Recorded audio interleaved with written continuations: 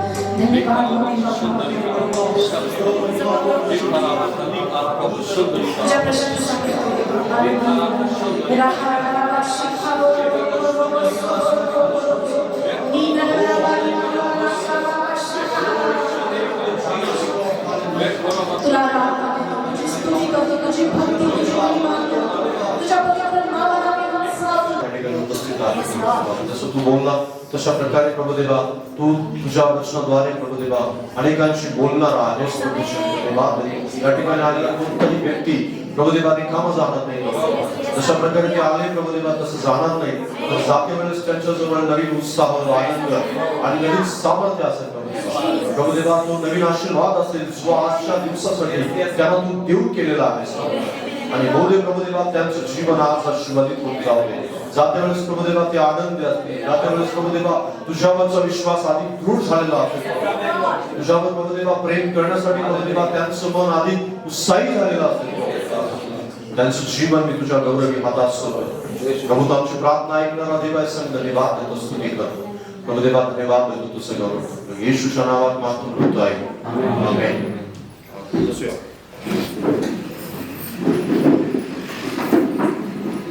निर्गमन पुस्तक 20 अध्याय आणि त्याचं 15वं वचन आहे.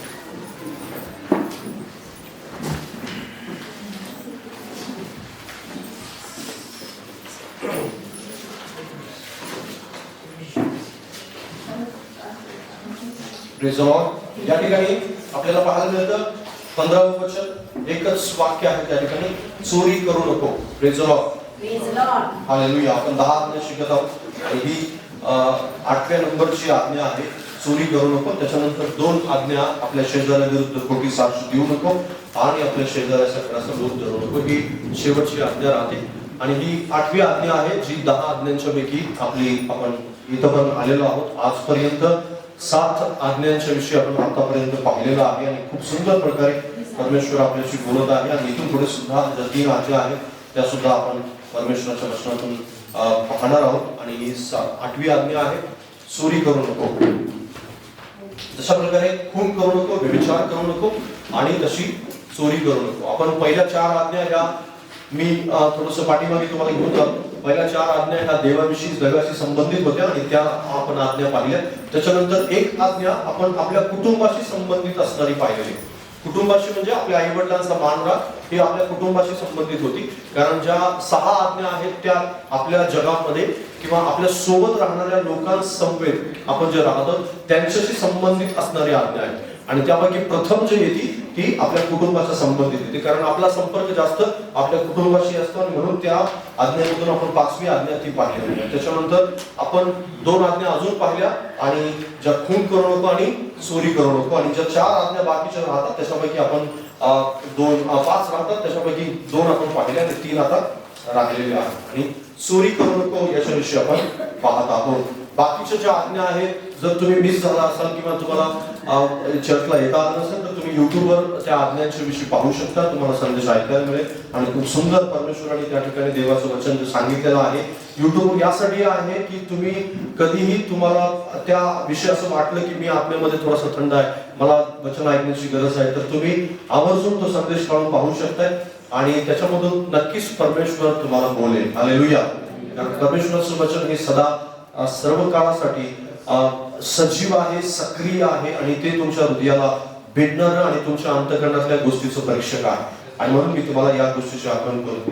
चोरी करू नको या आज्ञेविषयी सुद्धा देव खूप गंभीर आहे आणि जशा प्रकारे बाकीच्या 2 आज्ञा मी अगोदर याच्याविषयी सांगितल्या त्याच्याविषयी सुद्धा परमेश्वर गंभीर आहे.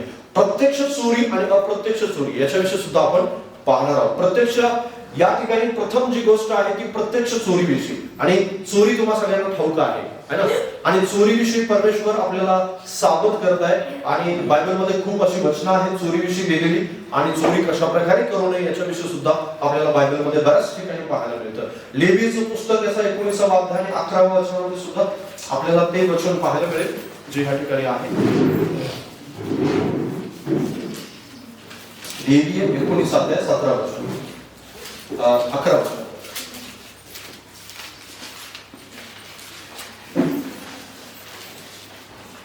आणि त्या ठिकाणी असं लिहिलंय, तुम्ही चोरी करू नये, एकमेकांशी कपटाने वागू नये व लबाडी करू नये. हालेलुया.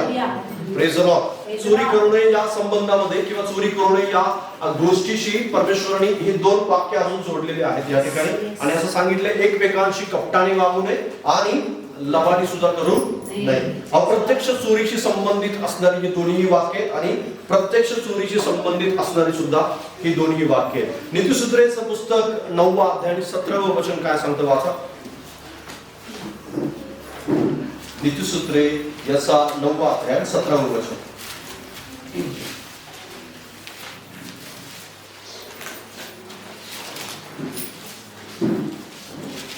त्या ठिकाणी असं लिहिलंय, चोरलेले पाणी गोड लागते, चोरून खाल्लेली भाकर रुचकर लागते. Hallelujah. Hallelujah. Praise the Lord. चोरी करू नये या गोष्टीशी आपण जास्त गंभीर असायला हवं, कारण प्रत्यक्ष चोरी ही खरोखर चोरी आहे आणि त्या चोरीचा परमेश्वराला वीट आहे.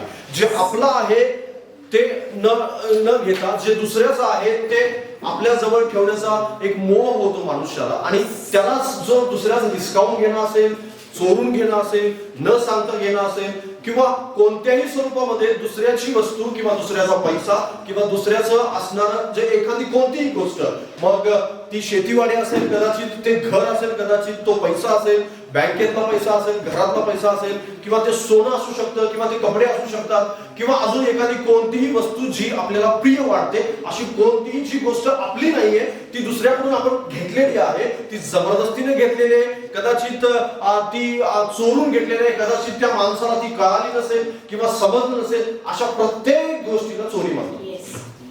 चोरीची खूप व्यापक अशा प्रकारची व्याख्या आहे, व्यापक आहे ती व्याख्या, आणि त्या व्याख्येला आपण खूप चांगल्या प्रकारे समजलं पाहिजे. काही लोक असं म्हणतात की मी पैसा चोरला नाही, पण मी शेतीवाडी माझ्या नावावर करून घेतली कोणाच तरी. आणि बऱ्याच लोकांच्या विषयी तुम्ही पाहत असाल, काही लोक माझ्याकडे काही कोर्ट केसेस घेऊन येतात आणि असं म्हणतात की जे माझी जी शेती आहे ती शेती जो शेजारी आहे, जो बांधावरती आहे, त्या मनुष्यानं काय केलेलं आहे, थोडं तो 3 फूट किंवा 4 फूट किंवा तो 6 फूट माझ्यामध्ये घुसलेला आहे किंवा 1 फूट माझ्यामध्ये घुसलेलं आहे, ते माझं मला परत मिळावं म्हणून प्रार्थना करा. आणि मी नेहमी कोर्ट केस असणाऱ्यांना नेहमी एक गोष्ट आवर्जून सांगत असतो की मी जर खरी आहे, तुमची बाजू जर खरी आहे तरच मी प्रार्थना करेन, आणि समजा जर खरं असेल, तुमची बाजू खरी असेल तरच तुम्हाला ते परत मिळेल, अन्यथा मिळणार नाही. पण काही लोक अशा प्रकारची बाजू खरी नसताना सुद्धा देवाजवळ प्रार्थना करणारे आहेत. आणि मी निश्चित अर्थाने सांगेन, अशा प्रकारे 1 फूट 2 फूट 10 फूट कितीही फूट सरकलेलं असेल, ती सुद्धा एक प्रकारे चोरी आहे. त्याला प्रत्यक्ष चोरी म्हणतो, कारण बऱ्याच वेळेस बायबल या गोष्टीला विरोध करतं. आणि खूप लोकांना या गोष्टीच्या बाबतीत, मग समजा कदाचित घर नावावर करून घेतलं गेलं असेल किंवा कोणतीही जागा नावावर करून घेतली गेली असेल, त्याला सुद्धा प्रत्यक्ष चोरीच म्हणतात, दुसरं काही म्हणत नाही. मग पैसे कदाचित तुम्ही न सांगता चोरलेले असतील तर ते सुद्धा चोरीच ठरते, आणि त्याला सुद्धा परमेश्वर चोरीच म्हणतो, आणि परमेश्वर त्या गोष्टीचा द्वेष करतो. सोनं असेल किंवा अजून एखादी तत्सम कोणतीही गोष्ट असेल, त्या गोष्टीला सुद्धा परमेश्वर चोरीच म्हणतो. आणि प्रत्यक्ष चोरीमध्ये अशा सगळ्या प्रकारच्या गोष्टी येतात, म्हणजे जी गोष्ट दुसऱ्याची आहे ती तुमची नाहीये, तरी पण तुम्ही आपलंसं करून घेतलेले त्या प्रत्येक गोष्टीला चोरी म्हणण्यात येतं. नीतिसूत्र याचा 3वा अध्याय 9व्या वचनामध्ये त्या ठिकाणी काय लिहिलेलं आहे, थोडंसं आवाज करूया थोडं.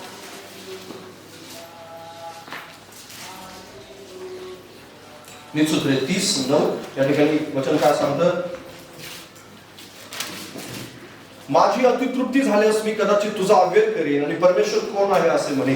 मी दरिद्री राहिल्यास कदाचित चोरी करेन आणि माझ्या देवाच्या नामाची निंदा करेन. या ठिकाणी एक प्रार्थना करणारा व्यक्ती आहे, आणि तो प्रार्थना करणारा काय म्हणतो, याकेचा पुत्र आगूर याची जी वचनं आहेत, आणि तो नीतिसूत्र लिहित असताना तो असं म्हणतो की मी प्रार्थना करत आहे, आणि तो प्रार्थना करत असताना 2 वर परमेश्वराकडे मागतो. तो म्हणतो की गर्व अभिमान माझ्यापासून दूर राख, आणि दरिद्र किंवा श्रीमंती मला देऊ नकोस. जर दरिद्री मी राहिलो, श्रीमंत जर मी झालो तर मी काय करेन, तुझा अव्यय करेन. पण समजा जर मी दरिद्र राहिलो तर मी काय करेन, मी चोरी करेन, मी दुसऱ्याचा आहे ते लुबाडून घेईन, आणि त्याच्याद्वारे मी श्रीमंत होण्याचा किंवा माझी गरज भागवण्याचा प्रयत्न करेन. बायबल असं सांगतं की जो चोरून खाल्लेली जी भाकर आहे किंवा चोरून पिलेलं जे पाणी आहे ते रुचकर लागतं, किंवा चोरून जी घेतलेली गोष्ट आहे ती नेहमी गोड लागते.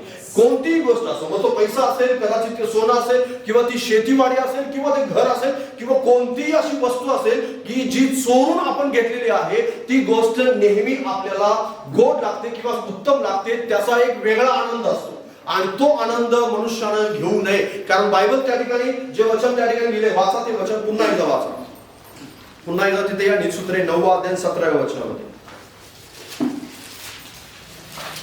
चोरून घेणाऱ्या मनुष्याला सुरुवातीला त्या गोष्टी गोड लागतात आणि तिथे लिहिले चोरलेले पाणी गोड लागते, चोरून खाल्लेली भाकर रुचकर लागते, पण तेथे मेलेले आहे, तिथे तिचे आमंत्रित अधोलोकाच्या खोल स्थानी आहे, ते त्याला समजत नाही. हालेलुया. चोरलेल्या माणसाला त्याचा शेवट कळत नाही. चोरून केलेल्या कोणत्याही गोष्टीचा जो शेवट आहे तो अतिशय भयानक असू शकतो.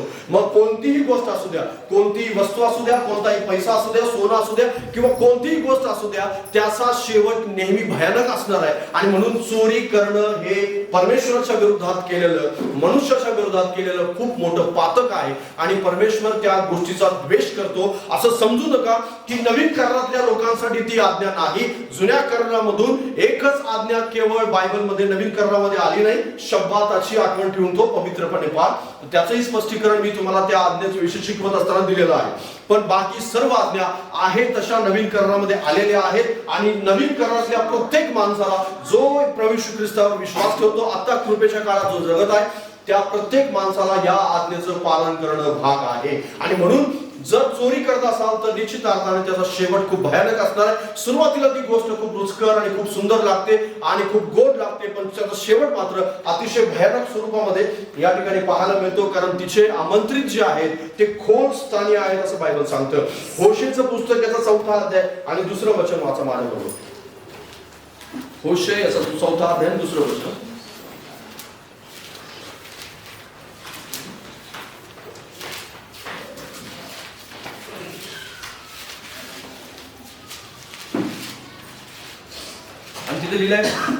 इस्रायल लोक परमेश्वराची वचन ऐका, कारण देशातून सत्य, दया व देवज्ञान ही नाहीशी झाली आहे. झाल्यामुळे परमेश्वर या देशाच्या रहिवाशांच्या बरोबर वाद करीत आहे. शपथ वाहून ती मोडणे, मनुष्यवध करणे, चोरी करणे, व्यभिचार करणे यास भूत आला आहे. रक्तपातापासून रक्तपातामागून रक्तपात होत आहे. आजूबाजूला तुमच्या नजर उचलून पहा, चोरी करणारे आजूबाजूला पुष्कळ जण भेटतील तुम्हाला. आणि या पुष्कळ लोकांच्या बाबतीत या ठिकाणी बायबल सांगतं स्पष्टपणे. आज आपण जगातल्या घडणाऱ्या घटना, चिन्ह या सगळ्या गोष्टीकडे ज्यावेळेस पाहतो त्यावेळेस या चिन्हांच्याकडे पाहून एक गोष्ट प्रामुख्याने पाहायला मिळते की या सगळ्या गोष्टी खूप मोठ्या प्रमाणामध्ये आज जगामध्ये घडत आहेत. काही देशांच्या मध्ये तर लाच घेणं किंवा लाच देणं हे कायदेशीर रीतीनं त्यांनी ग्राह्य धरलेलं आहे, किंवा त्या कायदेशीर मान्यता आहे त्या गोष्टीला. म्हणजे लाच घेण्याला पण आणि लाच देण्याला पण कायदेशीर रीतीनं मान्यता दिली गेलेली आहे. म्हणजे ज्याला आपण कमिशन म्हणतो, त्या कमिशन ह्या सुद्धा गोष्टी एक प्रकारे चोरी आहे, लक्षात घ्या. आणि त्याला काही देशांच्या मध्ये आता कायदेशीर रीतीनं मान्यता आहे. म्हणजे मनुष्याचं पतन कुठपर्यंत झालंय या गोष्टीला आपण जास्त करून गंभीर रीतीने घेण्याची गोष्ट आहे. पण बरीच लोक या गोष्टीला गंभीर रीतीने घेत नाहीत. कारण होशेचं पुस्तक या ठिकाणी त्या काळात, म्हणजे ज्या काळात होशे संदेश सांगत होता त्या काळामध्ये आजूबाजूला व्यभिचार असेल किंवा चोरी असेल किंवा एखाद्याला फसवणं असेल, एखाद्याकडून लुबाडून घेणं असेल, या गोष्टी कॉमन होत्या. आणि आता सुद्धा त्याच गोष्टी कॉमन आहेत. लुबाडणं आणि वेगवेगळ्या प्रकारचं व्यभिचार करणं आणि ह्या सगळ्या ज्या गोष्टी आहेत ह्या कॉमन झालेल्या आहेत. विश्वासणाऱ्यांनी कधीही त्या गोष्टीचा भाग होता कामा नये.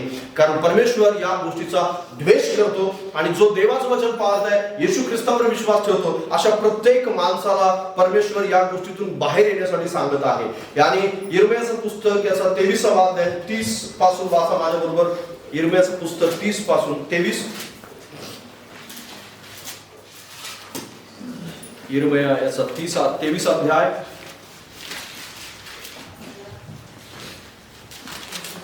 आणि त्या ठिकाणी वचन सांगतं 30 पासून पुढे 32 पर्यंत मी वाचतो. यामुळे पहा, जे संदेश एकमेकांपासून माझी वचने चोरून घेतात त्यांच्या विरुद्ध मी आहे. पहा, जे आपली जीभ चालवून म्हणतात की हे देवाचे वचन आहे, त्यांच्या विरुद्ध मी आहे असे परमेश्वर म्हणतो.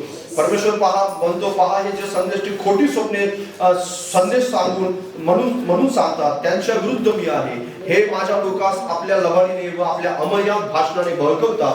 मी तर त्यास पाठवले नाही व आज्ञा दिली नाही, ते या लोकांचे बिलकुल हित करीत नाहीत असे परमेश्वर म्हणतो. आणि दुसऱ्याचा संदेश चोरून दुसऱ्याला सांगणारे हे सुद्धा चोरी करतात असं बायबल त्या ठिकाणी सांगते. म्हणजे दुसऱ्याचा भविष्यवाणी चोरून एखाद्याला चिटकवतात, त्यांना सुद्धा काय म्हणतात? चोरीच म्हणतात. त्याला सुद्धा चोरीच म्हटलेलं आहे. जसं जमीन चोरणं चोरी आहे, तशा प्रकारे संदेश चोरणं पण चोरी आहे. जशा प्रकारे दुसऱ्याचं भविष्यवाणी चोरणं हे पण चोरी आहे. आणि हे चोरी होत आहे पण आत्मिक जीवनांच्या मध्ये, आत्मिक लोकांच्या मध्ये अशा प्रकारची चोरी होत आहे. आणि कुठून तरी चोरून घ्यायचं आणि हे मला देवाने सांगितलं असं म्हणून सांगायचं. अशा प्रकारच्या गोष्टीला सुद्धा चोरीच म्हणतात. जर देवाने तुम्हाला नाही सांगितलं हा दुसऱ्याचा आहे अशा प्रकारे कबूल करण्यामध्ये परमेश्वराचं नाम धन्य म्हणणं आहे. पण बऱ्याच वेळेस अशा प्रकारे केलं जात नाही. अशा प्रकारे केलं जात नाही. त्याला सुद्धा देव प्रत्यक्ष चोरी म्हणतो. अप्रत्यक्ष नाही तर प्रत्यक्ष ही चोरी आहे. कारण अशा प्रकारच्या गोष्टी करणं सुद्धा बायबल आपल्याला चोरीच म्हणतं. बरेच जसं सोनं घेणं चोरी आहे, तसा दुसऱ्याचा संदेश घेऊन दुसऱ्याला चिटकवणं हे सुद्धा चोरी आहे. आणि वेगवेगळ्या म्हणजे आपल्या नावावरती जर तुम्ही कबूल करत असाल की हे मला त्या माणसापासून समजलेलं आणि मी तुम्हाला सांगत आहे. आजकाल मेसेज फॉरवर्ड करण्याची एक प्रवृत्ती आहे. म्हणजे इकडून आला की तिकडे फॉरवर्ड कर, इकडून आला की तिकडे. काही लोक कॉपी पेस्ट करतात, म्हणजे इकडचं कॉपी करतात तिकडे पेस्ट करतात आणि त्यांना असं भासवतात की हे मलाच देवाने सांगितले आणि मीच तुम्हाला सांगत आहे. आणि अशा प्रकारची करणं सुद्धा एक चोरी आहे. इमेज चोरतात काही लोक, त्याच्यानंतर संदेश चोरतात आणि मेसेज चोरला जातो आणि वाक्य चोरतात. आणि अशा प्रकारची डिजिटल चोरी आलेली आहे ना. एखाद्याचं युट्यूबच्या चॅनलचं एखादी गोष्ट काढायची, तिथून काढायची, इकडे पेस्ट करायची आणि एक नवीन व्हिडिओ बनवायचा आणि असं भासवायचं लोकांना मी नवीन काहीतरी सांगत आहे. असतं सगळं जुनच फक्त, पण त्याला सुद्धा प्रत्यक्ष चोरीच म्हणतात. ही सुद्धा एक प्रकारची चोरीच आहे. पण अशा प्रकारच्या चोरीमध्ये सुद्धा आजकाल एक डिजिटल युग आहे जे चोरी करणारं युग आहे. आणि या युगामध्ये अशा प्रकारच्या चोरीला चोरी समजलं जात नाही, पण त्याला सुद्धा प्रत्यक्ष रीतीनं ही चोरीच आहे एक प्रकारे. मग त्याच्यातून लाभ मिळत आहे, त्याच्यातून आर्थिक लाभ होत आहे, त्याच्यातून अशा बऱ्याच गोष्टी आहेत. आणि कोण कुठं काय प्रकारे कशा प्रकारे एकदम गुप्त रीतीनं अशा प्रकारे गोष्टी करत असतील, पण सगळ्या गोष्टी एक दिवस उघड होणार आहेत. माझ्याबरोबर काढा यिर्मयाचं पुस्तक, याचा 7वा अध्याय 9वं वचन.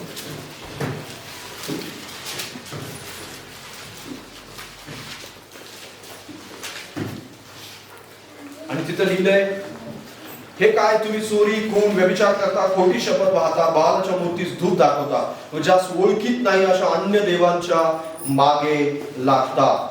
या ठिकाणी अजून सुद्धा जे लोक अशा प्रकारच्या गोष्टीमध्ये गुंतलेले आहेत त्या लोकांना सावध करण्यासाठी हे वचन आहे. आणि बरेच लोक अशा प्रकारच्या गोष्टीमध्ये गुप्त रीतीनं करणारे लोक आहेत. आणि तशा प्रकारे करंथीकराच्या मंडळीला पौल लिहित असताना असं म्हणाला की ज्या वेळेस तुम्ही अशा प्रकारच्या गोष्टी गुप्त रीतीने करता, एक दिवस परमेश्वर या सगळ्या गोष्टी बाहेर आणेल. मग कदाचित चोरी असेल, कदाचित व्यभिचार असेल किंवा कोणतीही दुसरी आज्ञा मोडणं असेल, अशा गोष्टी ह्या गुप्त रीतीनंच नेहमी केल्या जातात. आणि अशा सगळ्या गोष्टी न्यायाच्या दिवशी उघड रीतीनं बाहेर येणार आहेत. हालेलुया.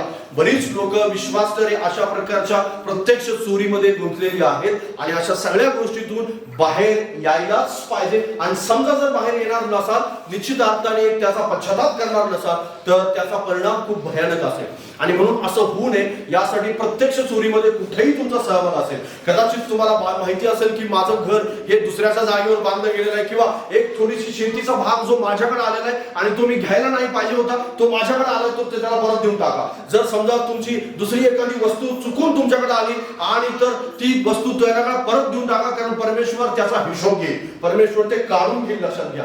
बऱ्याच अशा लोकांना मी ओळखतो की ज्यांच्या जीवनामध्ये त्या गोष्टींना ते कॉमन समजतात. त्यांना असं वाटतं की हे फसवणं इतकं मोठी गोष्ट नाही, पण त्याचा जो परिणाम आहे तो पिढ्यानपिढ्या होत राहतो. पिढ्यानपिढ्या केवळ एका पिढीपुरता होत नाही. जो घेणारा त्याच्यावरच परिणाम होत नाही, तर त्याच्या मुलांच्यावर परिणाम होतो, नातवांच्यावर परिणाम होतो. आणि परमेश्वर दाखवून देतो की मी कशी परतफेड करणारा परमेश्वर आहे.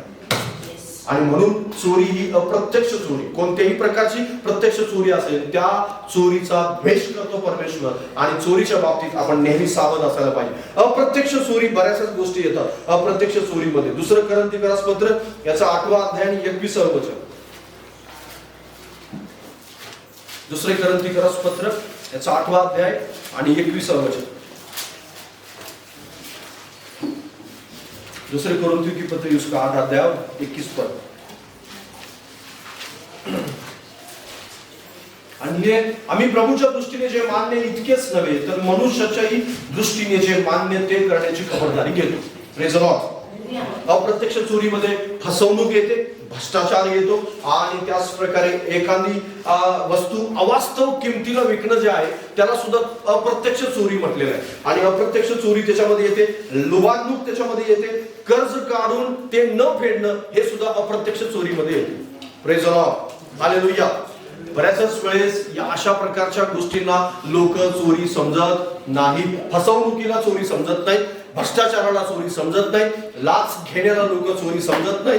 त्याच प्रकारे एक वस्तू अवास्तव किमतीला म्हणजे त्याची किंमत जी आहे ती अवास्तव रीतीने वाढवलेली असते आणि अशा प्रकारे अवास्तव किमतीला विकणं ह्याला सुद्धा लोक काय समजत नाहीत, चोरी समजत नाही. समजा एखाद्याचं गरज ओळखून एखादी गोष्ट त्याला अवास्तव किमतीला विकणं याला सुद्धा काय म्हटलेलं आहे, चोरी म्हटलेलं आहे. म्हणजे त्याला ठाऊक आहे की हा व्यक्ती कुठंच जाणार नाही माझ्याशिवाय. म्हणजे तुम्ही कधी पाहिलं असेल एखाद्या पर्यटनाच्या स्थळी तुम्ही तिथे जाता आणि एक पाण्याची बाटली जी 20 रुपये किंमत आहे, नॉर्मल ज्या ठिकाणी आपण फिरतो 20 रुपयाला असेल किंवा 15 रुपयाला असेल, पण तीच गोष्ट तुम्हाला 50 रुपयाला विकत मिळते. सेम बॉटल, सेम प्राइस, सगळं सेम असतं, पण पर्यटनाचं ठिकाण आणि तिथं दुसरं कुठलाही वस्तू खरेदी करण्यासाठी तुमच्याजवळ पर्याय नाही म्हणून तुम्ही 50 रुपयाला ती बॉटल घेता. अशा प्रकारची लुबाडणूक त्याला सुद्धा चोरी म्हणतात. हालेलुया.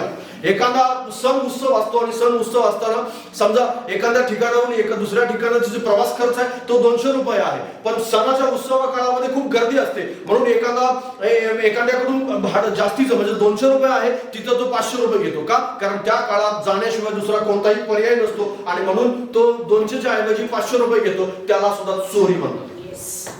असे चोरी करणारे पुष्कळ आजूबाजूला भेटतील तुमच्या. आणि तुमचा कुठं तसा सहभाग असेल असल्या कुठल्या कामामध्ये, जर समजा एखाद्याची वस्तू 10 रुपये किंमत आहे आणि 10 रुपयाची वस्तू तुमचं प्रॉफिट, तुमचं त्या ठिकाणचं दुकानाचं भाडं, तुमचा पगार आणि कामगार ठेवला असेल तर कामगाराचा पगार, लाईट बिल, बाकी सगळ्या गोष्टी तुम्हाला कॅल्क्युलेट करून तुमचा फायदा बघून दिवसभर तुमचा बसण्याचं गोष्टीचा कष्टाचं मेहनत बघून तुम्ही 50 रुपयाला ती विकू शकताय आणि 50 रुपयात तुमचं चांगलं प्रॉफिट होणार आहे. आणि असं होऊन सुद्धा ती लोक 10 रुपयाची वस्तू काही लोक 200 रुपयाला विकतात. त्याला सुद्धा चोरी म्हणतात, लक्षात घ्या. आणि असं मार्केटमध्ये विकणारे, अशा प्रकारची चोरी करणारे पुष्कळ भेटतील आजूबाजूला तुम्हाला. आणि याला सुद्धा चोरी म्हटलं आलेलं आहे.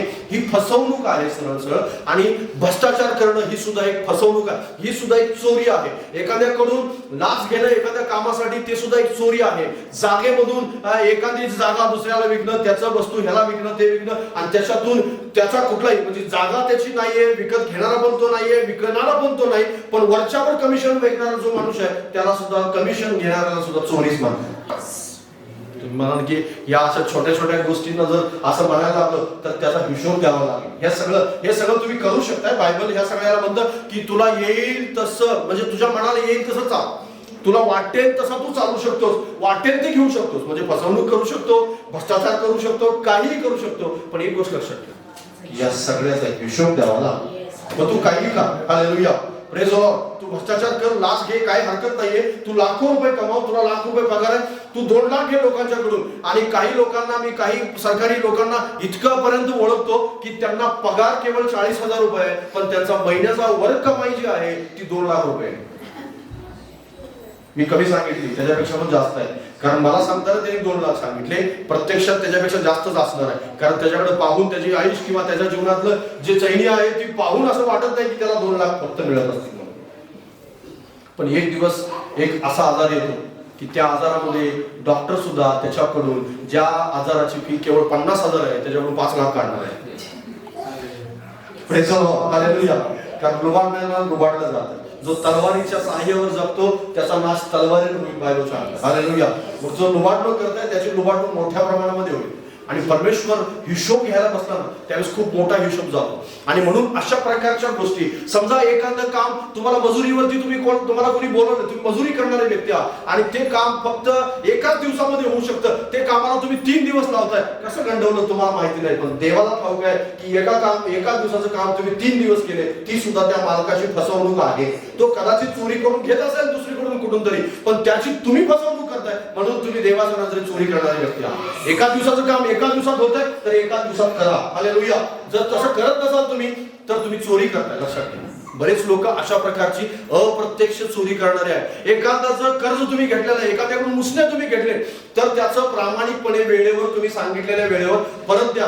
समजा जर त्यावेळेस जमत नसेल तर तुम्ही त्याला सांगा, इन्स्टॉलमेंट ठरवून घ्या. आणि कदाचित तुम्ही एकत्र देऊ शकत नसाल, त्याला मला मी थोडं थोडं करून देतो पण एक आणि एक रुपये परत करा. जर समजा तुम्ही करू शकत नसाल तर त्याच्याकडून तुम्ही त्याची इच्छा नसताना घेतलेले ते पैसे ती चोरी आहे. बायबल त्याला चोरी म्हणतं. एखाद्याला सवय असते काही लोकांना कर्ज काढायचं आणि बुडवायचं, अगदी ते पळूनच जायचं. किंवा असे बरेच विश्वासणारे मी पाहिले पळून जाणारे. एखाद्या शहरामध्ये राहायचं, तिथं पुष्कळ लोकांच्याकडून कर्ज काढायचं, इकडून काढायचं तिकडून काढायचं, घर मालकाचे पण 2-3 महिने भाडं द्यायचं नाही आणि एक दिवस सगळं सामान तिथंच ठेवून उभारा करायचं. याला चोरी म्हणतात. आणि अशा लोकांना देव त्या सगळ्या गोष्टीचा हिशोब घेईल त्यांच्याकडून. आणि जर अशा प्रकारची गोष्ट तुमचा कुठे सहभाग असेल अशा गोष्टीमध्ये, एखाद्याचं कर्ज काढायचं त्याला बुडवायच्याच उद्देशाने काढायचं, एखाद्याचं बँकेचं कर्ज काढायचं ते बुडवायच्याच उद्देशाने काढ, जर असं तुम्ही करत असाल तर ती चोरी आहे. लक्षात घ्या. कारण कर्ज काढून ते न फेडणं सुद्धा एक प्रकारची चोरी आहे. जर त्यांनी तुम्हाला आश्वासन दिलेलं आहे मी तुला देतो, समजा व्याजाचं तुम्ही घेतलेलं आहे आणि व्याज तुम्ही देताय, मुद्दल तुम्ही देताय प्रामाणिकपणे, तर निश्चित अर्थाने ते द्यायलाच हवं. व्याज तुम्ही देत नाही ही गोष्ट वेगळी, पण समजा तुम्ही मुद्दल सुद्धा बुडवायच्या नादात असाल तर निश्चित अर्थाने ती चोरी आहे. कारण परमेश्वर त्याला अप्रत्यक्ष चोरी म्हणतो. कारण तिथं लिहिलंय जे प्रभूच्या दृष्टिकोनातून जे मान्य आहे तेच केवळ आम्ही करत नाही, जे मनुष्याच्या दृष्टिकोनातून मान्य आहे ते सुद्धा आम्ही करतो. म्हणजे पृथ्वीवरचे कायदे सुद्धा आम्ही पाळत आहोत. केवळ स्वर्गाचेच कायदे आम्ही पाळत नाही तर पृथ्वीवरचे कायदे, ज्या सरकारने आम्हाला कायदे घालून दिलेले ते कायदे सुद्धा आम्ही पाळत आहोत. हालेलुया. आणि ते कायदे पाळले गेले पाहिजे. इन्कम टॅक्स बुडवणं ही सुद्धा एक प्रकारे कराची चोरी करणं ही सुद्धा एक प्रकारची चोरी आहे. जर तुमचा इन्कम तितका आहे आणि तुम्ही देऊ शकत आहात तर निश्चित अर्थाने ते द्यायला चालू करा. कारण बऱ्याच वेळेस अशा प्रकारची लोक करत नाही. त्यांना असं वाटतं हे बुडवणं म्हणजे काय, हे माझा अधिकार आहे, माझेच पैसे मी ठेवलेले माझ्याजवळ, मी कुठं काय केलेलं. पण ती तुम्ही चोरी करत आहात. कारण ज्या देशामध्ये आपण राहतो त्या देशाच्या विकासामध्ये तुमचा आणि माझा सहभाग असणं आवश्यक आहे. हालेलुया. आणि म्हणून अशा प्रकारच्या चोरीला सुद्धा परमेश्वर काय म्हणतो, लोभांडूक आहे. एखादी हक्क बुडवणे हे सुद्धा चोरी आहे. एखाद्याच्या ठिकाणी तुम्ही तिथं पात्र नाहीये, तुमची पात्रता नाही, तुमचं शिक्षण तिथं नाही, पण तुम्ही पण वशिला लावून तिथं नोकरी लागलेला असाल तर ती सुद्धा एक प्रकारे चोरी आहे. वशिला लावून अशा प्रकारे तुम्ही पात्र असाल, तुमचा हक्क आहे तुम्ही, आणि मग तुमचा हक्क असताना तुम्ही त्या ठिकाणी आहात किंवा तुम्ही पात्र आहात, तुमचं शिक्षण तेवढं झालेलं आहे आणि तुम्ही त्या योग्य पदावर आहात, चांगली गोष्ट आहे. पण समजा तुमचा हक्कच नाही, तुम्ही तिथं पात्रच नाहीये, तरी पण तुमच्या वशिल्यामुळं किंवा तुमच्या ओळखीमुळं तुम्ही कदाचित लाच देऊन तिथं नोकरी लागला असाल आणि कदाचित तुमचा तसा प्रयत्न असेल आणि प्रभूकडे प्रार्थना करत असाल की प्रभू असं मला नोकरी मिळावं, तर ती तर चोरी आहे. कारण तुम्ही एखाद्याचा जो पात्र आहे त्या माणसाचा हक्क बुडवून, त्या माणसाचा हक्क बुडवून तुम्ही अपात्र असताना तिथं तुम्ही नोकरीला लागणार आहात आणि पात्र असणारा व्यक्ती त्याचा हक्क बुडवल्यामुळे परमेश्वर त्याचा हिशोब तुमच्याकडून घेईल. हे सिरियस आहे. बऱ्याच वेळेस तुम्ही आता समजाल की हे इतकं सिरियस आहे आणि या सगळ्या गोष्टी ज्या आहेत या परमेश्वर या सगळ्या गोष्टीला खूप सुंदर रीतीनं आपल्याला सांगत आहे आणि त्याचं पालन आपण करणं भाग आहे.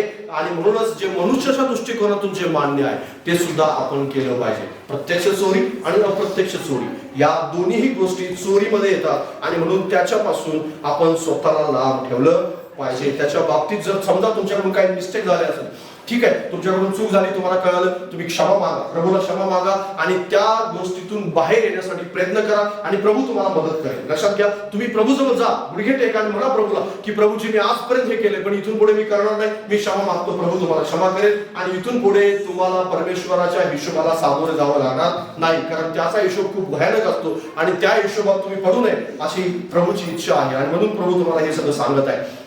दुसरी गोष्ट, परमेश्वराची फसवणूक करणे किंवा परमेश्वराला फसवणे, त्याच्या पैशाची, परमेश्वराच्या पैशाची चोरी करणे ही सुद्धा चोरी आहे. मलाकीचं पुस्तक याचा 3रा अध्याय 8-9 वचन.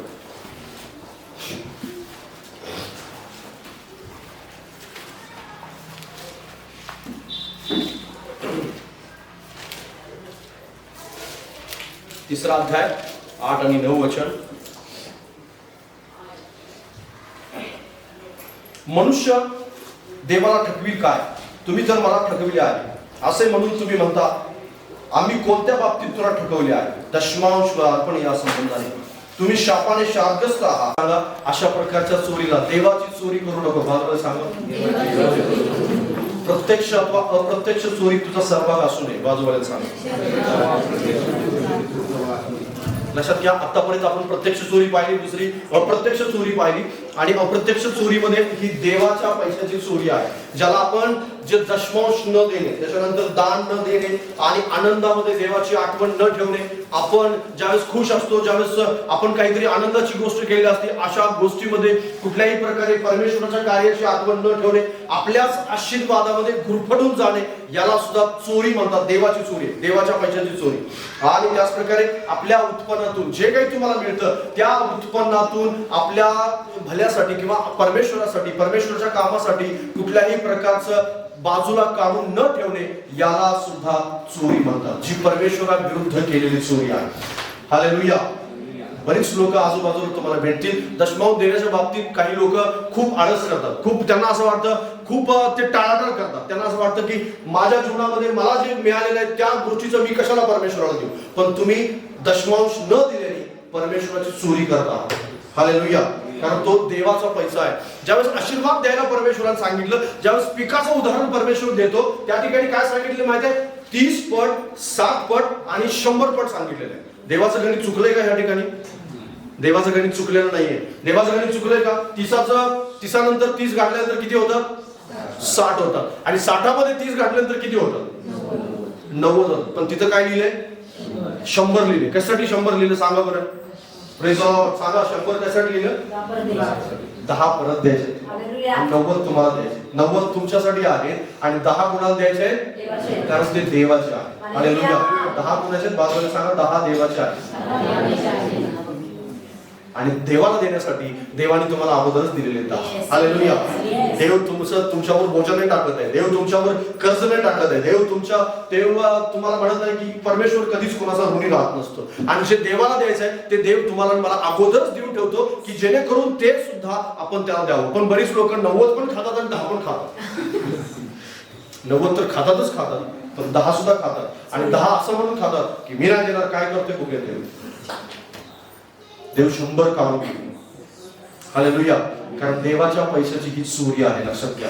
देव म्हणतो त्या ठिकाणी तुम्ही मला ठकवलेला आहे. किंवा तुम्ही म्हणता असं की आम्ही कोणत्या बाबतीत देवाला ठकवले, आम्ही कोणत्या बाबतीत देवाला फसवले. त्या काळातले लोक असे होते, त्यांना प्रश्न पडलेला आणि विश्वासदाराला प्रश्न पडतो, आम्ही कुठं फसवणूक करतो, आम्ही कुठं चोरी करतो. कदाचित तुम्ही प्रत्यक्ष चोरी करत नसाल किंवा अप्रत्यक्ष चोरी करत नसाल, भ्रष्टाचार तुम्ही करत नसाल, लाच तुम्ही घेत नसाल, कदाचित तुम्ही लुबाडणूक करत नसाल, लोकांची कर्ज तुम्ही व्यवस्थित फेडत असाल, सगळ्या गोष्टी तुम्ही व्यवस्थित करत असाल, पण तुम्ही दशमांश देत नसाल, तर तुम्ही चोरी करता. Praise the Lord. कदाचित तुम्ही दान देतच नसाल, तुम्हाला वाटतं दान देणं एवढी काही मोठी गोष्ट नाही, माझा पैसा, मला परमेश्वराने आशीर्वाद दिलाय, तुम्हाला काय प्रॉब्लेम आहे? मला काहीच प्रॉब्लेम नाही, परमेश्वराला प्रॉब्लेम आहे. कारण तुम्ही देवाचा पैसा चोरलेला आहे, माझा चोरलेला नाही. कारण मला तर काही मिळो अथवा न मिळो, माझी तर सेवा कंटिन्यूपणे सुरू आहे आणि ती सुरू राहील मरेपर्यंत मी. पण परमेश्वराचं काम, परमेश्वराच्या कार्यासाठी मात्र तुमच्या पैशाची गरज आहे. कारण तुम्ही ते दिल्याने तुम्ही देवाची चोरी करत नाही असं सिद्ध होतं. हालेलुया. पण तुम्ही नाही दिलं तर निश्चित अर्थाने तुम्ही चोरी करत आहात. आणि बरेच विश्वासणारे अशा प्रकारच्या चोरीमध्ये त्यांचा सहभाग आहे. जकर्याचं पुस्तक याचा 5वा अध्याय आणि 2 आणि 4, 2 पासून वाचूया.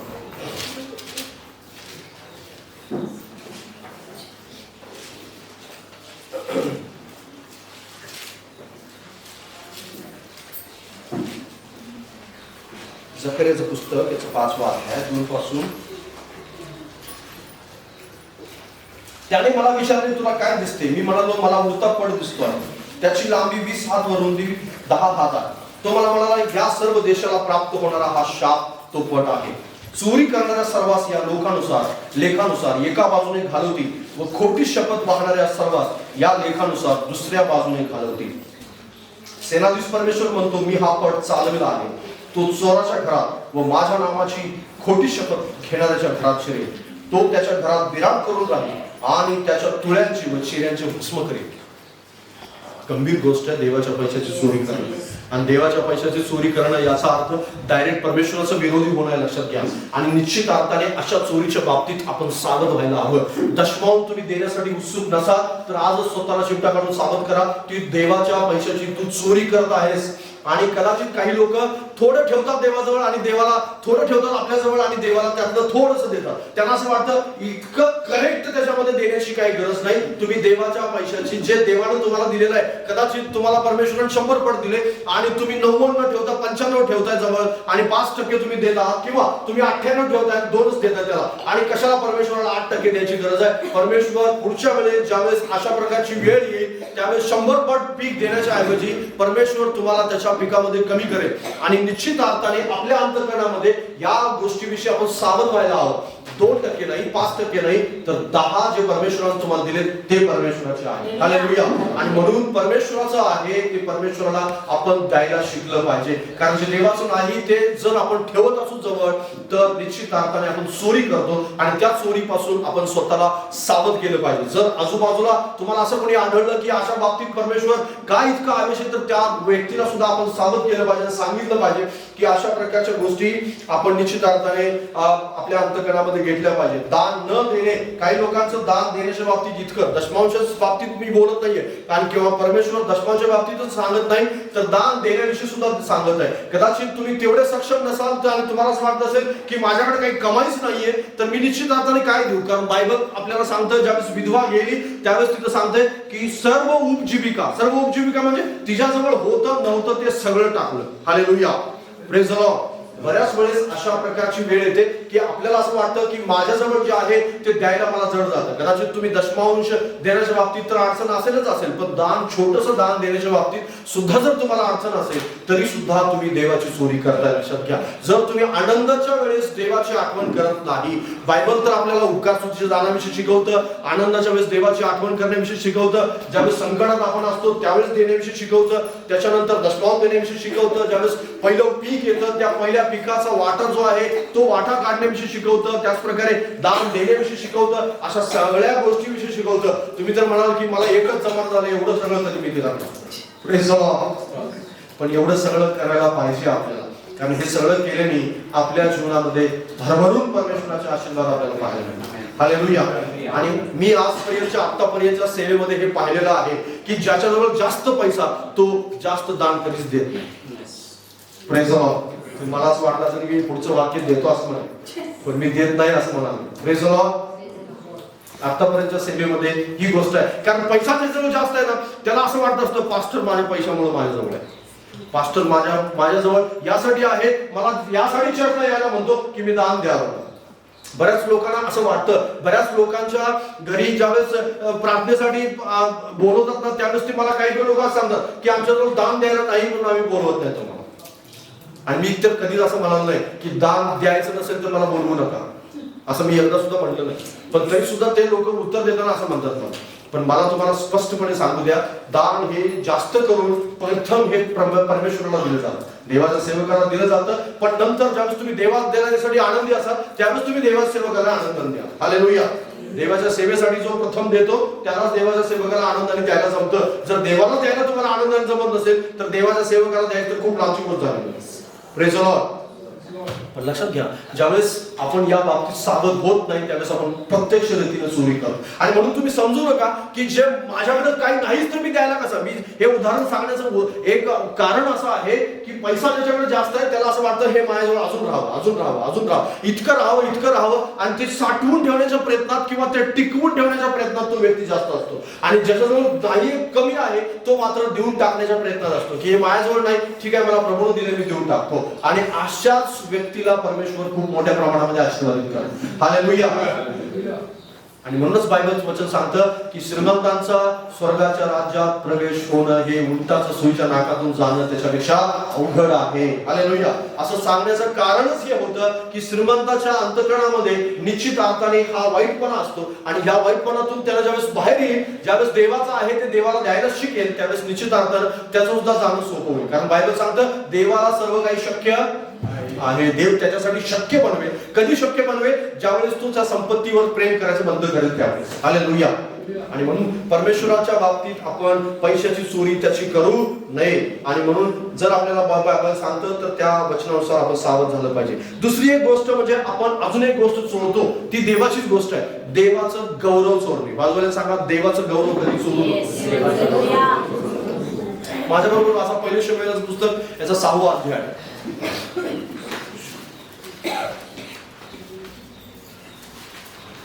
पहिले शमूएल याचा 6वा अध्याय 5 आणि 7 वचन, 5 पासून 7. आणि मी वाचतो या ठिकाणी, यास्तव ज्या ग्रंथीनी व उंदरांनी तुमच्या देशाचा नाश होत आहे त्यांच्या प्रतिमा करा आणि इस्रायलच्या देवाचा महिमा मान्य करा.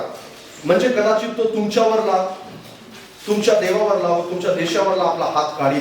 मिस्री लोक आणि फारो यांनी आपली मने कठीण केली, तशी तुम्ही आपली मने कठीण का करिता?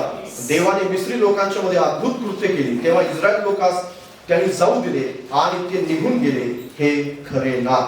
तर आता तुम्ही एक नवी गाडी तयार करा आणि ज्यावर अद्याप कधी जू ठेवले नाही अशा 2 दुभत्या गायी घेऊन गाडीत झोपा आणि त्याची वासरे घरी घेऊन जा. मग बस या ठिकाणी आपल्याला ती घटना मी पूर्ण सांगण्याची आवश्यकता नाही. या ठिकाणी जो देवाचा कोश आहे तो देवाचा कोश फलिस्ती लोकांनी आपल्या देशामध्ये युद्धात पाडाव करून घेऊन गेले होते. आणि आता देवाचा जो पवित्र कोश आहे तो इस्रायल फलिस्ती लोकांच्या मध्ये राहत आहे आणि तो इस्रायल लोकांच्या मध्ये राहावं अशी परमेश्वराची इच्छा होती. पण त्या ठिकाणी काय झालं माहितीये, देवाचा कोशाचा देवाचा जो महिमा आहे, कारण परमेश्वर हा सामर्थ्य आहे, परमेश्वर हा पराक्रमी आहे, परमेश्वर हा संपूर्ण जगाचा निर्माण करता आहे. आणि ही गोष्ट त्या फलिस्ती लोकांना, फलिस्ती मध्ये असणाऱ्या ज्यांनी कोश नेला होता, ज्यांनी कोश नेऊन त्यांच्या मंदिरामध्ये ठेवला होता, अशा सगळ्या लोकांना मान्य नव्हती. देवाचं गौरव, देवाचा महिमा, देव किती सामर्थ्य आहे हे गौरव ते ओळखू शकले नाही. म्हणून काय झालं माहितीये, त्या ठिकाणी मरी उद्भवली, त्या ठिकाणी खूप मोठ्या प्रमाणामध्ये मरी आली. आणि जो कोशाजवळ गेला होता ते सगळे मेले, ज्यांनी कोशाला उचलून आणलं होतं ते सगळे मेले, ज्यांनी कोशाला उघडून पाहिलं होतं ते सगळे मेले, आणि ज्यांच्या गावामध्ये कोश होता त्या गावातले लोक मरू लागले आणि हे सगळे लोक मेले. त्यांना असं वाटलं की अरे हे लोक का मरत आहेत. आणि त्यांनी एका मांत्रिकाला बोलवून आणलं, जो ज्योतिष होता, जो ह्या प्रकारच्या गोष्टी पाहणारा होता. आणि त्याने हे पाहिलं आणि त्याला ही गोष्ट कळाली, देवाचा महिमा मान्य न केल्यामुळे तुम्ही मरता. Praise the Lord. देवाचा महिमा मान्य न करणं ही चोरी आहे. बाजूला सांगा, देवाचा महिमा मान्य न करणं ही चोरी आहे. देवाच्या गौरवाची चोरी आहे. देवाचं गौरव तुम्ही चोरू शकत नाही, देवाचा महिमा कधी चोरू शकत नाही. देवाची महिमा ही देवालाच मिळायला हवी. देवाच्या कामाचे श्रेय हे देवालाच मिळायला हवं. देव महान आहे, देव सामर्थ्य आहे हे तुमच्या मनाने मान्यच करायला हवं. जो मान्य करत नाही त्याला देव मान्य करायला लावतो, त्याला देव मान्य करायला लावतो. मग त्याच्या जीवनामध्ये संकट असतील, अडचणी असतील, समस्या असतील. फारोने मन कठीण केलं. फारोने आपलं मन कठीण, इस्रायल लोक बंदिवासात होते आणि त्यांना असं वाटलं की आम्ही माझ्या गुलामगिरीमध्ये हे लोक आहेत आणि मी यांचा राजा आहे आणि मी जे काही करेन त्या ह्या लोकांनी केलंच पाहिजे. आणि हे काय करतात पाहूया. म्हणून मोशे काय करतो, अहरोन काय करतो, इस्रायल लोक काय करतात, अशा प्रकारे गर्वामध्ये तो गेला. आणि ह्या गर्वामध्ये संपूर्ण मिस्र देशाचा परमेश्वराने नाश करवला. 10 पिढ्या त्यांच्यावरती आल्या आणि 10वी पिढा ही होती की सर्व प्रथम पुत्र जे आहे ते प्रथम पुत्र सर्व मरण पावले. अगदी राजाच्या मुलापासून कैद्याच्या मुलापर्यंत सगळ्या मिस्री लोकांचे प्रथम पुत्र मारले. देवाने यासाठी हे मारलं. आणि शेवटी फारो म्हणाला की तुमचा देव महान आहे. हालेलुया. तुमचा देव सामर्थ्य आहे, तुमचा देव महान आहे. मिस्री लोक त्याच्या समोर संपूर्ण सैन्य तांबड्या समुद्रामध्ये गडप झालं. त्यावेळेस त्यांनी मान्य केलं की तुमचा देव महान आहे. हालेलुया. सगळं संपल्यानंतर बरेच लोक मान्य करतात की तुमचा देव महान आहे, तुमचा परमेश्वर महान आहे आणि देवा तू महान आहे. हे मान्य करण्याच्या अगोदर, म्हणजे सगळं संपण्याच्या अगोदर मान्य करायला हवं. हालेलुया.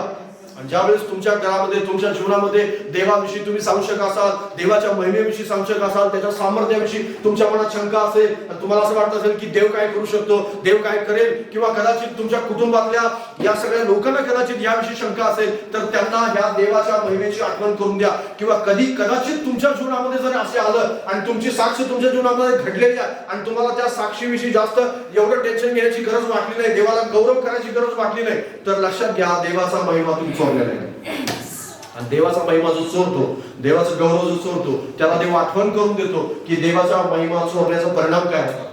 हालेलुया. आणि देवाच्या महिमा चोरण्याचे परिणाम खूप भयानक आहे. आणि फारोच्या लोकांना, त्याच प्रकारे संपूर्ण मिस्री लोकांना याचे परिणाम जाणवलेले होते. फलिस्ती लोकांना ज्यांनी कोश चोरून नेला होता त्यांना सुद्धा ते जाणवले आणि त्यांना या गोष्टीपर्यंत देवाने वश केलं, किंवा या गोष्टीपर्यंत, ह्या निर्णयापर्यंत ते आले की देवाचा कोश आहे असा, म्हणजे काही हात न लावता, स्वतः न पोहोचवता तो बैलगाडीमध्ये ठेवून पोहोचवायचा. हालेलुया. युद्धात पाडाव करून नेलेली गोष्ट कधीही लोक परत करत नव्हते, पण देवाने त्यांना तो कोष परत करायला लावला. यासाठी लावला की देवाचा महिमा महान आहे. हालेलुया. लोकांच्या वेळेस बऱ्याच लोक या गोष्टीच्या बाबतीत इतके सावध होत नाही. त्यांना असं वाटतं ते देवाचं आहे ते देवाला द्यायची काही गरज नाही. माझ्या बरोबर काला यिर्मयाचं पुस्तक याचा 2रा अध्याय 11वं वचन.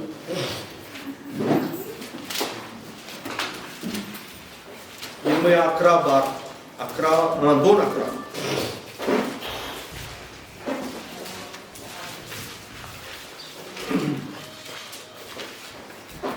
काय लिहिले त्या ठिकाणी? त्या ठिकाणी असं लिहिलंय, जे देवच नव्हत असले देव तरी कोणा राष्ट्राने बदलले काय, तरी पण माझ्या लोकांनी आपल्या वैभवाचा मोबदला जिच्यात हित नाही अशा गोष्टींची केला आहे. हालेलुया. देवाचं गौरव चोरतात म्हणजे काय करतात लोक? देवाचं गौरव चोरतात म्हणजे देवाचं गौरव डॉक्टरला देतात, देवाचं गौरव माणसाला देतात, देवाचं गौरव आपल्या नातेवाईकांना देतात, देवाचं गौरव पैशाला देतात, देवाचं गौरव आपल्या संपत्तीला देतात. ही संपत्ती होती म्हणून माझ्या कामाला आली, हा पैसा होता म्हणून माझ्या उपयोगाला आला, सोनं होतं माझ्या घरात म्हणून उपयोगाला आलं. त्याच्यानंतर तुम्ही होता तर कोणीच नसतं, तुम्ही होता म्हणून मी वाचलो, तुम्ही होता म्हणून नातेवाईकाला म्हणतात की तुम्ही जर मदत केली नसती तर माझं तर आज प्राण गेलाच असता, माझं तर जीवनामध्ये असं संकट आलंच होतं. आणि अशा खूप गोष्टी आहेत आजूबाजूला की देवाचं गौरव आपण देवाचं चोरून हे त्या माणसाला देतो, त्या वस्तूला देतो, त्या पर्टिक्युलर एखाद्या संपत्तीला देतो किंवा कोणतीही तत्सम जी गोष्ट आहे त्याला देतो. कारण तिथं स्पष्टपणे लिहिलेलं आहे, तरी पण माझ्या लोकांनी आपल्या गौरवाचा मोबदला जिच्यात काही हित नाही अशा गोष्टींची केलं. हालेलुया. देवाच्या गौरवाची आदला बदली कशात केलेली आहे त्यांनी? ज्या गोष्टींची काही हित नाही, ज्याच्यातून काही मिळणार नाही अशा प्रकारच्या गोष्टीमध्ये त्यांनी काय केलेलं आहे? आपलं जे गौरव आहे ते गौरव देऊ केलेलं आहे. आणि म्हणून अशा गोष्टींच्या बाबतीत आपण सावध असलं पाहिजे. बरेच लोक आपल्या परमेश्वराचा जो जिवंत झरा आहे त्या जिवंत झऱ्याला टाकून आपल्यासाठी फुटके हौद बनवतात आणि परमेश्वराच्या ज्या झऱ्याला आहे त्या झऱ्याला महत्व देत नाही. पण परमेश्वराचा जो झरा आहे त्या झऱ्याचं गौरव झऱ्याला दिलं गेलंच पाहिजे. कदाचित तुमच्याजवळ पाणी भरपूर असेल पण परमेश्वर त्या गोष्टीविषयी सावध करतो की परमेश्वर जो जिवंत झरा आहे त्याला टाकून लोकांनी आपल्यासाठी फुटके हौद बनवले आणि फुटक्या हौदालाच धरून ते बसलेले आहे. म्हणजेच काय? त्यांच्याजवळ असलेल्या गोष्टीलाच ते धरून बसले. आता आम्हाला देवाची गरज नाही, आता आम्हाला आशीर्वादाची गरज नाही, आता आम्हाला संपत्तीची गरज नाही, कारण आमच्याजवळ जे आहे ते पुष्कळ आहे आणि आता देण्याची गरज नाही आम्हाला. पण जर झरा परमेश्वराने बंद केला तर तुमचे हौद फुटलेले आहेत आणि त्या हौदातून कधी पाणी गळून जाईल हे तुम्हाला सुद्धा कळणार नाही. हौद परमेश्वर रिकामं करेल आणि मग पुन्हा एकदा तुम्हाला झऱ्याकडे जावं लागेल.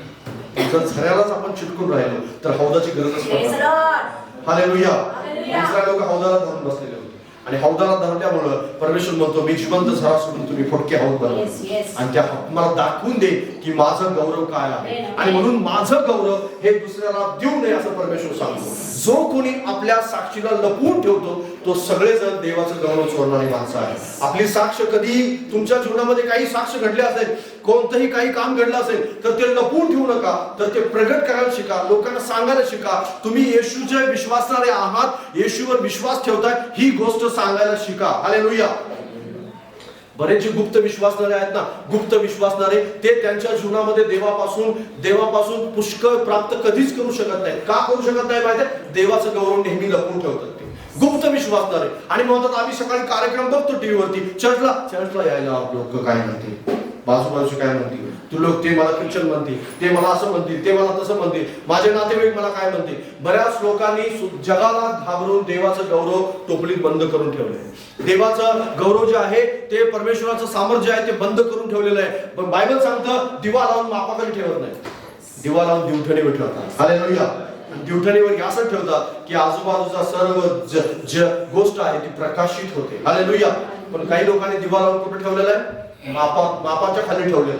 आणि ते विश्वास ठेवतात तर खरे पण कोणालाच काही सांगत नाही. विश्वास ठेवतात तर खरे, त्यांच्या घरात बायबल तर आहे पण बायबल गुप्त वाचण्यामध्येच त्यांचं आयुष्य गेलेलं आहे आणि गुप्त वाचण्यामध्ये त्याचं पालन प्रगटपणे कधीच करता येत नाही. कारण जो बायबल गुप्तपणे वाचतो एक दिवस त्याच्या जीवनामध्ये असा येतो की तो लोकांसमोर प्रगट करतो की मी येशूचा विश्वास आहे. कारण बायबल प्रगट करायला शिकवतं. लक्षात घ्या, जर तो खरंच बायबल वाचत असेल तर त्याला बायबल तेच बायबल जे गुप्तपणे वाचतोय ना तेच बायबल त्याला सांगतं की दिवा लावून आतापर्यंत मापाखाली ठेवलंच बाद झालं, पण आता माप काढ आणि उघड प्रकाशावरती ठेव कारण प्रकाश सगळ्यांना प्रकाशित करायचा आहे. हालेलुया. पण बरीच लोक असं देवाचं गौरव लपवून ठेवतात. विश्वासणारे गौरव लपून ठेवत आहेत आणि गौरव लपून ठेवल्यामुळे काय होतं की देवाचं गौरव लपून ठेवल्याचा परिणाम जो आहे तो त्यांच्या जीवनामध्ये बघायला मिळतो. यिर्मयाचं पुस्तक 16वा अध्याय 20 वचन.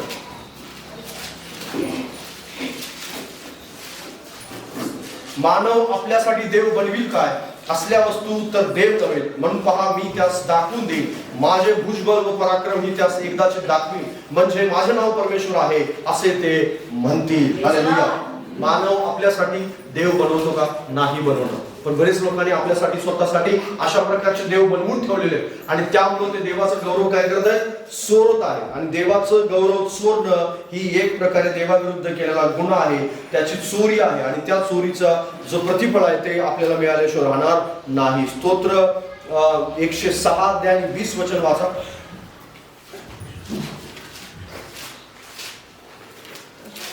स्तोत्र 106 अध्याय 20 वचन.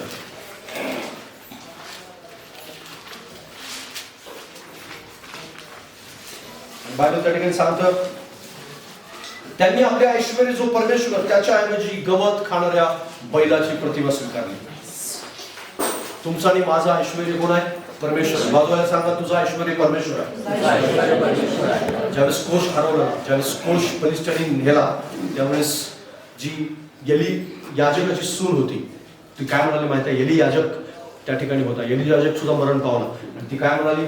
देवाचं कोश फलिस्त्याने नेलेला आहे, देवाचं इस्रायलचं ऐश्वर्य गेलेलं आहे, इस्रायलचं वैभव गेलेलं आहे. हालेलुया. आपलं वैभव कोण आहे माहिती आहे? आपलं वैभव परमेश्वर आहे. ज्यावेळेस आपण हे मान्य करतो आपलं वैभव परमेश्वर आहे, त्यावेळेस आपण त्याला गौरव दिलेला असतो, आपण त्याला महिमा दिलेली असते. मी असं म्हणते बँकेत ठेवलेला पैसा माझा वैभव आहे, तर निश्चित अर्थाने तुम्ही तुमचं वैभव परमेश्वरात केलेलं नाही, तर तुमचं वैभव बँकेमध्येच आहे आणि बँक एक दिवस डुबणार आहे. हालेलुया. एक दिवस डुबणार आहे आणि बँक एक दिवस तुम्हाला म्हणणार आहे की आमच्या जवळ असलेले पैसे डुबले, आता जेवढे आहेत ते हे घ्या बस. पण परमेश्वर मात्र त्या तो जिवंत झरा आहे आणि त्याची बँक कधी डुबत नाही, त्याचं सामर्थ्य कधी डुबत नाही, त्याचं गौरव कधी डुबत नाही, त्याची महानता कधीच डुबत नाही. ती सदैव सदैव सदैव सदैव तुमच्यासाठी तशाच प्रकारे जिवंत आहे आणि परमेश्वर तुमच्यासाठी कार्य करत राहील. पण समजा तुम्ही जर असं म्हणाल की देवाचं वैभव माझं नाही, तर निश्चित अर्थाने तुम्ही त्याचं गौरव चोरलेला असेल आणि म्हणून तसं होऊ नये यासाठी आपण सतत प्रयत्नशील असलं पाहिजे. आणि जशा प्रकारे देवाच्या पैशाची आपण चोरी करतो तशा प्रकारे देवाच्या गौरवाची पण आपण चोरी करतो. आणि यशायाचं पुस्तक शेवटची 2 वचनं वाचा आणि बंद करूया आपण. यशायाचं पुस्तक 37 अध्याय 16 पासून वाचा माझ्याबरोबर.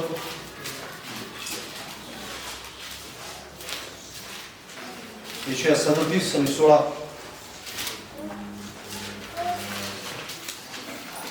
तिथे लिहिलेलं आहे, सेनाधीश परमेश्वर इस्रायलचा देवाचा करुणा रूप असलेला देवा तूच काय तो पृथ्वीवरील सर्व राज्यांचा देव आहेस. तूच आकाश व तूच पृथ्वी निर्माण केली. हे परमेश्वरात कान लावून ऐक, हे परमेश्वरात डोळे उघडून पहा आणि तुझा सदाजीवी देवाचा उपमर्द करण्यासाठी सन्निरिमाने निरोप पाठवला आहे, त्याचे सर्व शब्द ऐक. हालेलुया. हिजकिया राजाने केलेली ही प्रार्थना आहे आणि सन्निरिमाची ज्यावेळेस स्वारी झाली त्यावेळेस त्याच्या युद्धामध्ये परमेश्वराचा गौरवपर शब्द बोलले जातो आहे. इतके दिवस ते प्रयत्न करत होते, इतके दिवस बऱ्याच गोष्टींनी त्यांनी प्रयत्न केले, पण सर्वात शेवटी मात्र ते परमेश्वराला शरण गेले. आणि ज्यावेळेस परमेश्वराला शरण गेले त्यावेळेस देवाचं वचन असं सांगतं त्या ठिकाणी की देवाने आपलं सैन्य पाठवलं, देवानं आपलं सैन्य पाठवलं, त्याचं सैन्य देवदूत आणि एकाच सैन्याने लाखो लोकांना मारून पाडलं. हालेलुया. एकच व्यक्ती त्याला मारून पाडलं. सन्निरबाची स्वारी परत जावी लागली.